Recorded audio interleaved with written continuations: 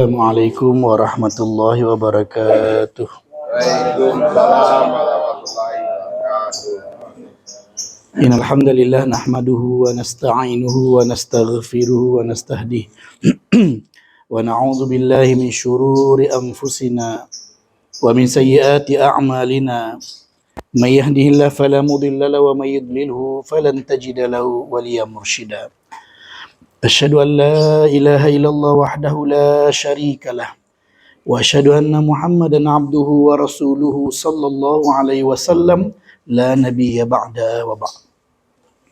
Alhamdulillah, puji dan syukur kehadirat Allah Subhanahu wa taala atas segala karunia yang Allah limpahkan, atas segala rezeki yang telah kita pergunakan, atas segala kenikmatan hidup yang kita rasakan. Jujur kita akui terlalu banyak yang telah Allah berikan kepada kita. Terlalu banyak rezeki yang telah kita pergunakan dalam kehidupan kita. Dan terlalu banyak kenikmatan hidup yang telah kita rasakan. Dan jujur juga kita akui terlalu sedikit rasa syukur yang kita tunjukkan kepada Allah. Tapi walau rasa syukur kita tidak sebanyak rezeki yang kita terima, Allah tetap mengaruniakan rezeki sampai sekarang ini kepada kita. Bahkan apa yang kita dapati pada hari ini jauh lebih baik dibandingkan dengan hari-hari sebelum ini. Oleh karenanya, pantaslah kita selalu diingatkan untuk bersyukur. Ketika kita mendengar ceramah selalu diawali dengan rasa syukur. Ketika kita mendengar khutbah selalu diawali dengan rasa syukur. Sebab kenapa? Karena kita sering lupa. Kita sering alfa. Kadang-kadang ujian yang sedikit yang kita alami membuat kita lupa untuk bersyukur, padahal yang Allah berikan kepada kita jauh lebih banyak dibandingkan dengan apa yang Allah uji kepada kita. Dan mudah-mudahan Allah selalu berikan keberkahan dalam kehidupan kita. Yakinlah dengan janji Allah. Janji Allah tidak pernah mungkir. La in syakartum la azidannakum. Sungguh jika kalian syukuri, maka akan aku tambah nikmatku kepada kalian. Kemudian salat serta salam kepada qudwah dan uswah sana kita, yaitu Nabi Muhammad sallallahu alaihi wasallam. Allahumma salli wa sallim alaihi. Nabi yang kita cintai dan Nabi yang kita sayangi, dan tidak pernah ada cinta dan sayang dalam hidup ini kecuali ada bukti. Siapapun yang mengaku cinta kepada seseorang, maka akan nampak buktinya dalam kehidupan. Ayah yang cinta kepada anaknya, maka dia akan sering menyebut nama anaknya di depan orang lain karena bangga dengan anaknya. Maka kita juga akan dapati suami yang sayang kepada istrinya juga akan berbuat yang sama. Man ahabba syai'an aktsara min zikri. Siapapun yang mencintai sesuatu akan sering menyebutnya. Ya, kalau yang kita cintai adalah kehidupan dunia, yakinlah akan banyak yang kita sebutkan dalam kehidupan dunia. Maka kalau kita mengaku cinta kepada Rasulullah sallallahu alaihi wasallam, di antara buktinya adalah nama Nabi Muhammad akan sering kita sebut dan kita ucapkan salawat dan salam kepada beliau. Allahumma salli wa sallim alaihi. Yang sama kita hormati Pak Miko dengan Ibu, dan seterusnya kepada pimpinan Sari Anggrek yang dirahmati, hadirin dan hadirat yang dirahmati Allah. Tema yang diberikan pada saya tentang keberkahan harta. Kenapa kita mesti membahas tentang berkah? Kalau Bapak Ibu lihat dalam Islam, kita akan dapati doa-doa identik dengan kita itu dengan keberkahan. Kalau ada di antara Bapak Ibu yang merupakan pengantin baru, ya, doa yang orang ucapkan kepada pengantin baru yang sesuai dengan Islam itu adalah doa tentang berkah. Barakallahu laka wa baraka alaika wa jama'a bainakuma fi khair. Semoga Allah memberkahimu atas apa yang engkau sukai dalam pernikahan. Dan semoga Allah memberkahimu atas apa yang tidak engkau sukai juga dalam pernikahan. Di dalam pernikahan itu ada yang kita suka, ada yang tidak kita suka. Kata-kata laka artinya yang kita sukai, kata-kata alaika itu yang tidak kita sukai. Ya, semua rumah tangga akan hal yang sama. Tapi kemudian ujungnya wa jama'a bainakuma fi khair. Allah gabungkan kalian berdua dalam kebaikan. Jadi ketika kita akan memulai rumah tangga, ya, karena pernikahan itu awal dari memulai rumah tangga, doa orang kepada kita adalah agar berkah. Barakallahu alaika wa barakallahu laka wa baraka alaika. Bahkan kalau seandainya ada di antara kita yang baru saja mendapatkan buah hati anak yang dilahirkan, maka doa kita kepada keluarga tersebut adalah barakallahu laka fil mauhub. Semoga Allah memberkahi untukmu atas rezeki anak yang Allah berikan kepadamu. Ternyata awal kelahiran kita juga doa yang diajarkan Islam itu berkaitan dengan berkah. Bahkan kalau kita bertemu satu sama lainnya, kita ucapkan assalamualaikum. Kalau panjang doanya assalamualaikum warahmatullahi wabarakatuh. Habis ceramah saya, Pak. Saya ucapan salam selesai gitu. Assalamualaikum, ya assalamualaikum, salam ke atas kalian. Ya, warahmatullah dan rahmat Allah kepada kalian, wabarakatuh dan juga berkah Allah diberikan kepada kalian. Jadi ternyata doa kita sehari-hari itu berkaitan dengan keberkahan. Bahkan kalau seandainya Bapak Ibu melihat ya, di antara doa yang kita baca ketika kita tasyahud itu adalah berkaitan dengan berkah. Ya, oleh karenanya Bapak Ibu sekalian yang dirahmati Allah, ini kan kita dapatkan bahkan Rasulullah SAW mendoakan untuk umatnya pada pagi harinya apa? Burikallahu fi ummati fi bukiriha. Ya, Allah rahmati umatku pada waktu paginya. Jadi pada waktu pagi itu dua malaikat turun dan mendoakan keberkahan orang-orang yang mengeluarkan hartanya di jalan Allah Subhanahu wa taala. Oleh karenanya Bapak Ibu sekalian yang dirahmati Allah, masalah berkah bukan masalah sepele. Masalah berkah, masalah prinsip dalam diri seorang muslim. Kalau seandainya harta kita diberkahi, yakinlah Bapak Ibu, sedikit pun pasti akan terasa cukup. Tapi kalau seandainya yang Allah ambil dari harta kita adalah berkahnya, banyak sebanyak apapun gak akan pernah terasa cukup. Contoh sederhananya, yang korupsi itu biasanya orang kaya atau orang miskin, Pak? Orang kaya, karena orang miskin gak dapat tempat untuk korupsi dia. Jadi yang korupsi itu orang kaya. Kalau dibandingkan dengan kekayaannya, kadang-kadang yang diambilnya itu hanya sedikit dari apa yang dia punyai. Namun ternyata begitulah, ya. Kalau orang yang berkahnya yang dicabut dari hartanya, dia akan selalu merasa kurang. Lihatlah Bapak Ibu sekalian dirahmati Allah. Orang yang kaya, kalau kita pikir kenapa dia rampas juga milik orang lain, padahal hartanya banyak sekali. Sebab yang diambil dari harta mereka oleh Allah adalah berkah, sehingga pasti akan selalu merasa kurang. Cara mudahnya juga Bapak Ibu, lihatlah orang tua kita dahulu. Kadang-kadang pendapatan mereka biasa-biasa saja, tapi anak-anak mereka berhasil. Sebab kenapa? Mungkin saja yang Allah berikan kepada keluarga tersebut adalah berkah, sehingga sedikit mempunyai dampak yang besar. Dan uniknya ketika kita bicara tentang harta, ya, yang akan ditanya nanti oleh Allah Subhanahu wa taala itu bukan hanya di mana kita mendapatkan. Kalau umur hanya satu intinya, ya, engkau kemanakan umurmu? Ya, kalau pemuda, kalau kita usia muda kita hanya satu yang ditanyakan. Tapi berkaitan dengan harta ada dua pertanyaan. Min aina wajadah wa fima anfaqah. Kalau berkaitan dengan harta, pertanyaan Allah nantinya ada dua. Dari mana didapatkan dan kemana kalau istilah kitanya disubsidikan atau dipergikan atau dikeluarkan. Oleh karenanya ketika dua ini, maka dua ini juga mesti menjadi pilar utama kita. Kalau ingin berkah harta, carilah dengan cara yang halal, kemudian belanjakanlah di tempat yang Allah redhoi. Ya, apa saja yang tidak Allah redhoi, contohnya mubazir. Apa saja yang tidak Allah redhoi, contohnya riba. Apa saja yang tidak Allah redhoi, contohnya riba. Apa saja yang tidak Allah redai, contohnya mubazir. Sebab kenapa? Karena ini berkaitan dengan konteks keberkahan. Cobalah lihat Bapak Ibu sekalian dirahmati Allah, harta-harta yang diberikan penuh keberkahan, maka biasanya dia akan sampai kepada orang yang tepat tanpa ada mubazir dalamnya. Dan kemudian harta juga adalah berkaitan dengan apa yang kita berikan. Baik, karena kita berkaitan dengan masalah keberkahan dalam harta, untuk mendapatkannya, kadang-kadang orang tergiur dengan janji yang besar, untung yang berlipat, ya, sehingga baginya alasannya adalah yang haram supaya kini Ustaz, apalagi yang halal. Kalau seandainya dia mencari yang halal, niscaya dia akan dapatkan penuh dengan keberkahan. Maka biasanya sebagian orang kemudian melandaskan dengan konteks riba. Padahal kalau kita lihat ayat Quran berkaitan dengan riba, itu betul-betul perang yang Allah umumkan, ya. fa'dhanu biharbim minallahi wa rasulih. Maka umumkanlah perang kepada mereka dari Allah dan Rasulnya. Ya, tidak ada seorang pun di antara kita yang mampu untuk berperang dengan Allah dan Rasulullah sallallahu alaihi wasallam. Maka dalam hal ini kita dapatkan yang ingin kita singgung sekarang juga berkaitan dengan masalah berkah, bukan hanya cara mendapatkan, akan tetapi juga cara mengeluarkan.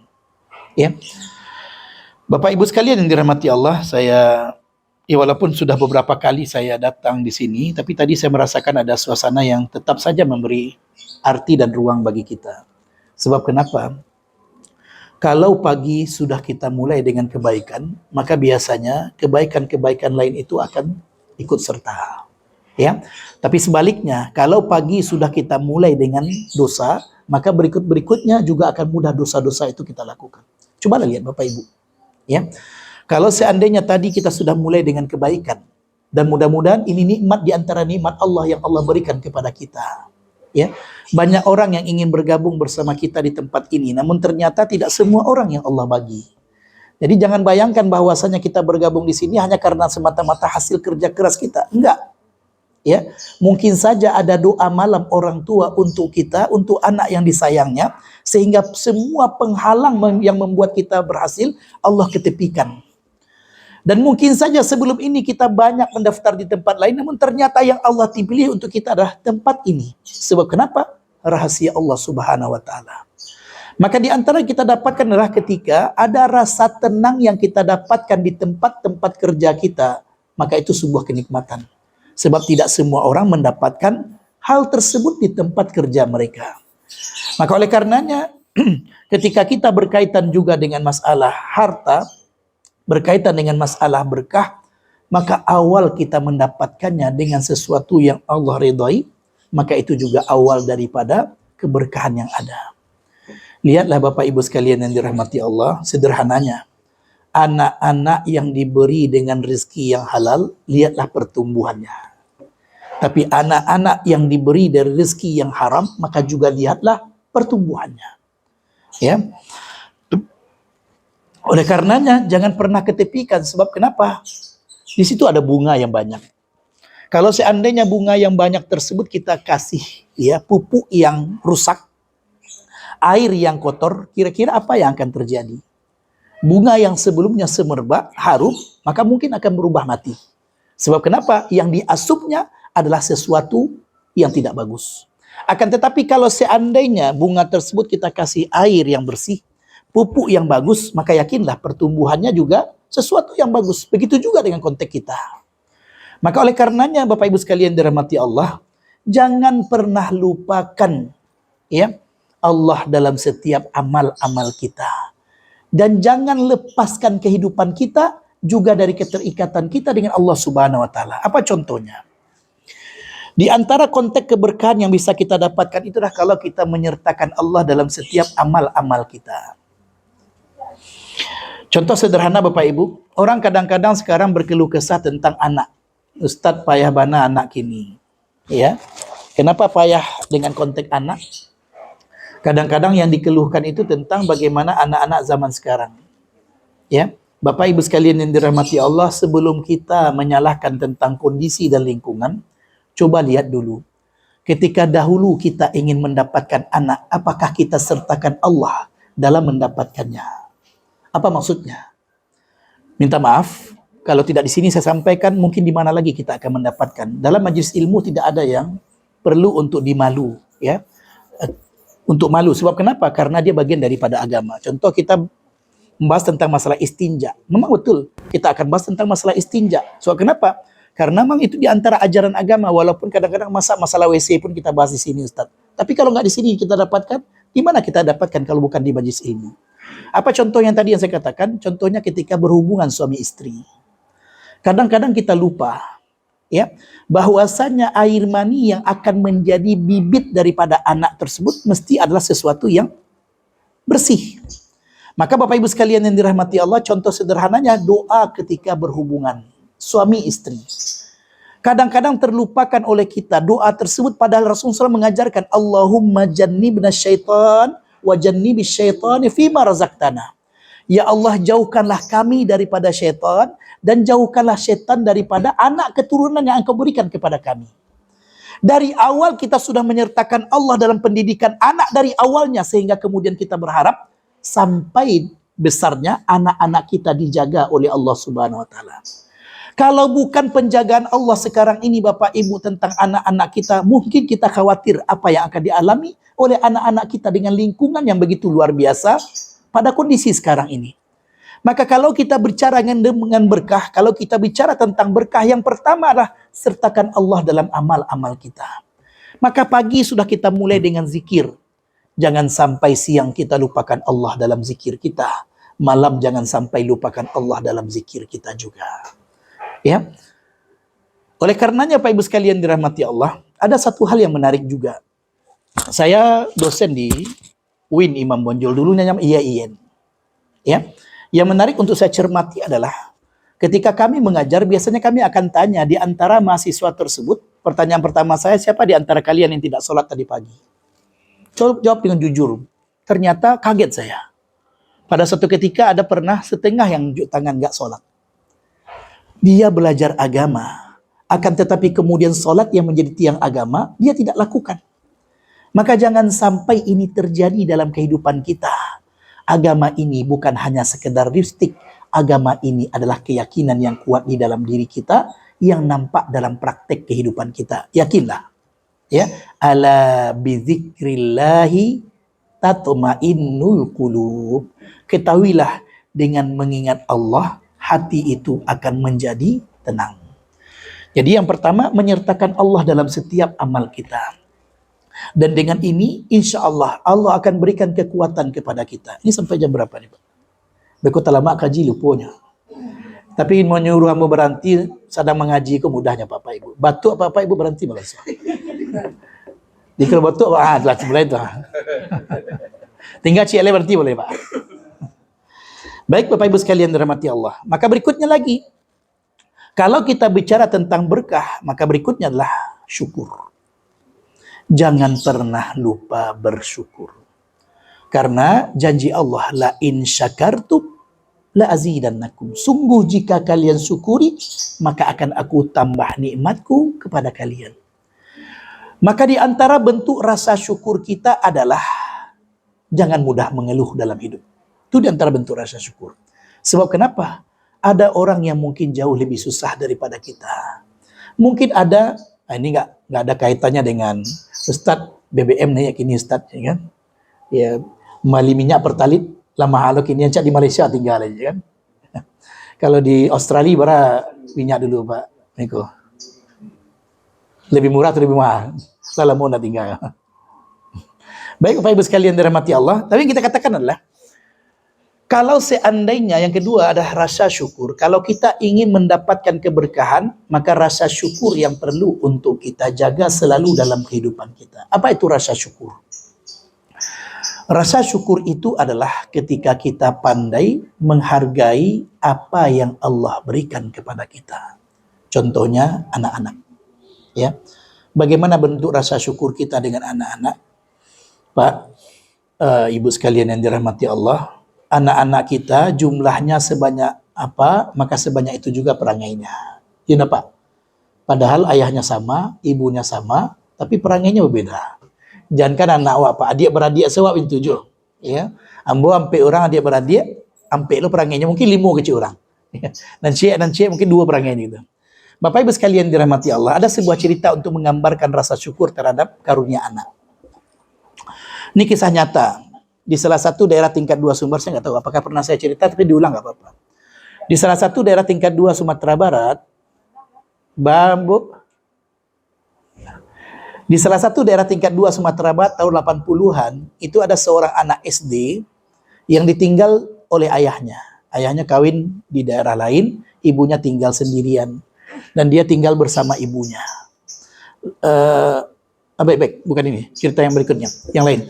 Ada seorang bapak dengan ibunya mempunyai anak 3 orang. Minta maaf, ini tentang rasa syukur tadi ya. Kalau yang tadi itu tentang bakti pada orang tua. 3 orang, anaknya pintar-pintar semua. Pokoknya kalau di kelas itu nomor 1 terus. Ya, pintar, memang betul pintar. Tapi kemudian Allah berikan kepadanya anak keempat. Anak keempat ini punya keterbelakangan mental. Sehingga ayah dan ibu malu. Kalau bertemu sama orang, ketika ditanya berapa jumlah anak, jawabannya 3. Sebab anak keempat tu punya keterbelakangan mental. Kalau pergi jalan-jalan, maka anak keempat dititip sama pembantu dan dia pergi dengan 3 orang anak. Baik. Dengan berjalan waktu, sang suami meninggal dunia, tinggallah sang ibu. Anaknya berhasil. Yang pertama, ya di luar negeri. Yang kedua, dokter spesialis. Yang ketiga, kemudian insinyur. Ya, kerjanya bagus-bagus dan juga luar biasa. Tapi disitulah sang ibu baru tahu kenapa Allah titipkan kepadanya anak yang keempat. Karena anak itulah yang pandai menjaga ibunya. Segala keperluan ibunya, selalu anak itu yang menyediakannya. Mungkin kita merasakan hadirnya salah seorang anak kok nggak seperti yang lain-lainnya. Yang lainnya pandai, ini seorang tidak pandai. Ya, yakinlah Bapak Ibu, setiap anak kita pasti punya kelebihan masing-masingnya. Cuma kelebihannya mungkin nggak sama dengan saudara-saudaranya. Ada yang lebihnya dari sisi akademisnya. Kalau sudah berkaitan dengan kelas, kalau sudah berkaitan dengan nilai, ini juara tarikh. Ya, tapi kok tiba orangnya di dalam kamar setari. Ya, ada anak kedua mungkin yang kalau sobok je orang rapik sedakit seorang jinyo. Nyo bantu mudah orang. Ya. Kalau sabui dia orang, deh luar biasa anak seorangku kamar senyo bantunya. Sebab kenapa? Karena dia lebih dalam masalah sosial. Kadang-kadang kita lupa untuk mengatakan bahwasanya masing-masing kita tuh punya kelebihan masing-masing. Sebagaimana anak kita juga punya kelebihan masing-masing. Oleh karenanya Pak Ibu sekalian dirahmati Allah, tadi ketika sang ibu waktu kecilnya sang anak belum tahu kenapa Allah berikan kepadanya anak yang keempat, baru setelah itu dia tahu. Kalau seandainya anaknya pintar semuanya, mungkin tidak ada yang menjaganya pada usia tuanya. Dan mungkin rasa rindu akan mempuncak setiap harinya bertemu dengan anak-anak yang disayangnya. Namun ternyata Allah berikan kepadanya anak yang keempat yang akan menjaganya dengan penuh kasih sayang, yang akan menjaganya dengan penuh perhatian, sebab cinta seorang anak kepada ibu dan ayahnya merupakan cinta yang akan dapat bukti dalam kehidupan kita. Maka oleh karenanya syukurilah apa yang Allah berikan kepada kita. Walaupun di mata orang lain apa yang kita dapatkan belum tentu sebagaimana yang mereka dapatkan. Begitu juga dalam masalah kerja. Bapak Ibu sekalian yang dirahmati Allah, pasti ada ketetapan Allah kenapa kita bekerja di sini. Padahal mungkin dulunya kita ingin kerja di tempat lain. Ada orang yang menawarkan kita di tempat lain, namun ternyata Allah pilihkan kita di tempat ini. Pasti ada hikmahnya. Dan itulah yang patut untuk kita kaji. Supaya rasa syukur kita terhadap karunia Allah itu akan selalu dapat kita rasakan. Maka janji Allah sederhana saja. La in syakartum la azidannakum. Sungguh jika kalian syukuri, maka akan aku tambah nikmatku kepada kalian. Mungkin rasa syukur kita yang kurang ketika Allah masih tahan dari kita beberapa hal yang kita inginkan. Namun ketika rasa syukur itu sudah kita tunjukkan, mudah-mudahan ini yang akan menjadi kekuatan. Lalu bagaimana rasa syukur tersebut? Ini jam berapa nih Pak? Udah habis Pak? Udah habis ya? Baik, 5 menit lagi. Saya tutup insya Allah. Bapak Ibu sekalian dirahmati Allah, suatu ketika Ibunda Aisyah pernah komplain kepada Nabi Muhammad SAW. Kenapa? Karena Nabi Muhammad SAW itu bengkak kakinya, terlalu lama sholat malamnya. Karena beliau kalau sholat itu berdirinya yang lama. Lalu Aisyah kemudian komplain sambil mengatakan, ya Rasulullah, bukankah engkau telah diampuni dosa-dosa masa lalumu dan dosa-dosa yang akan datang? Betul kata Rasulullah. Lalu kenapa mesti sampai bengkak kaki beribadah? Kan sudah diampuni. Kalau bahasa kitanya, sudahlah Rasulullah SAW itu sudah dijamin surga. Lalu kenapa mesti bengkak kaki salat malam begitu lamanya? Apa jawab Rasulullah SAW? Afala akunu abdan syakura? Apakah saya tidak boleh menjadi hamba yang bersyukur? Jadi, jadikanlah syukur itu landasan. Sebab orang yang pandai bersyukur, maka dia akan pandai menempatkan dirinya. Kalau seandainya ada lelah bekerja kita di tempat-tempat kerja kita, jadikanlah sebagai bentuk rasa syukur. Allah pertemukan kita dengan tempat ini di mana kita bisa bekerja di sini. Kalau seandainya ada letih dan lelah kita untuk sampai ke masjid-masjid untuk melaksanakan sholat, maka jadikanlah lelah-lelah kaki itu sebagai bentuk rasa syukur kita kepada Allah Subhanahu wa taala. Yakinlah Bapak Ibu sekalian yang dirahmati Allah, inilah di antara hal yang penting. Yang terakhir, ya, yang terakhir, jadikanlah kehidupan kita ladang amal bagi kita. Jadi kalau ingin mendapatkan berkah, jadikanlah kehidupan kita ladang amal bagi kita. Sebab akan banyak di depan kita amal-amal yang akan dibukakan. Ya, contoh sederhananya mungkin bagi orang hitungannya angka. Tapi kalau seandainya yang kita cari berkah, maka mungkin yang Allah berikan jauh lebih besar daripada itu semua. Bapak Ibu sekalian dirahmati Allah, tayangan-tayangan pendek sekarang ini di media sosial menunjukkan tentang apa yang perlu kita cari. Kadang-kadang ada seseorang yang pura-pura dompetnya tertinggal, lalu minta antar ke satu tempat kepada tukang ojek yang dari pagi belum mendapatkan lagi orderan. Lalu kemudian ternyata dia dengan begitu senang hatinya untuk mengantarkan hal tersebut. Sebab kenapa? Yang dicari pertama adalah berkah. Kalau hitungannya angka, dia akan katakan, saya saja belum dapat lagi, ngapain saya antar Anda? Tapi ternyata kalau orang yang dicarinya berkah, yang didapatkannya juga adalah berkah. Ya, itu di dunia ketika diberikan oleh orang yang berterima kasih tersebut jumlah bilangan angka yang besar, dan di akhirat yang Allah berikan justru jauh lebih besar daripada itu. Maka yang pertama carilah berkah, yang lain akan ikut. Tapi kalau yang kita cari adalah angka, maka angka saja yang kita dapatkan, yang lain gak pernah ikut. Maka inilah rahasianya kenapa yang perlu pertama kita cari adalah berkah. Sebab kalau seandainya berkah, yang lain pasti ikut. Yakinlah. Inilah janji Allah Subhanahu wa taala, la in syakartum la azidannakum. Sebab kenapa? Di situ ada berkahnya sehingga Allah lipat gandakan kepada kita. Mungkin demikian saja Bapak Ibu sekalian dirahmati Allah. Mudah-mudahan ada manfaatnya bagi kita bersama, terutama bagi saya menyampaikan. Wallahu a'lam bishawab. Assalamualaikum warahmatullahi wabarakatuh.